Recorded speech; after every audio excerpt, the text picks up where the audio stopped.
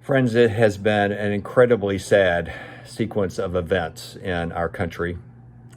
It began at a grocery store in Buffalo 10 days ago when a shooter drove 200 miles to an African American community to carry out his racist vendetta.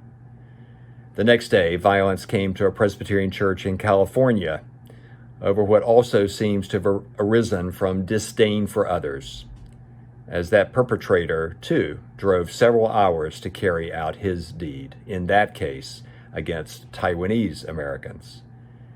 And then just yesterday, the unthinkable happened again, this time at an elementary school in Texas, where 19 children and 2 adults died in a place that should always be safe. It's too soon to know what motivated that horrendous act, but such knowledge will not change the fact that life for those families and community have forever been changed.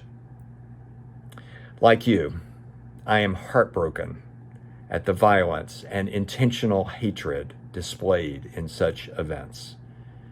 Like you, I have found myself moving back and forth between anger and dismay, sadness and despair as those moments occurred. And like you, on this day, I have far more questions than solutions.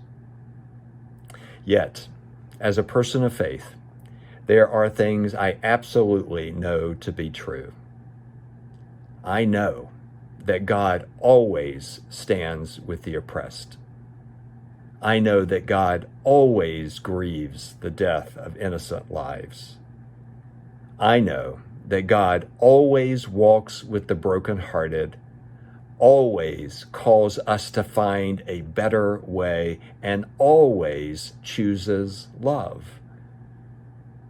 Thus, I also know that our response as Christians always is to model the divine.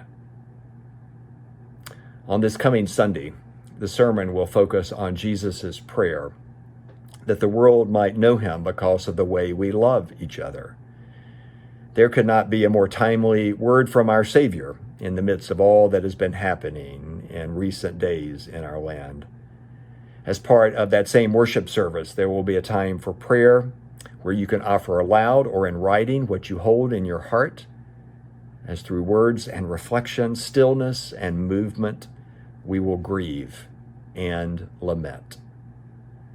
Such actions will not bring back the lives of those taken too soon, nor will it necessarily reveal our part in bringing about long-needed change. Yet it will demonstrate yet again our confidence that in life and in death, we belong to Jesus Christ, and that ultimately, eventually, his love will win.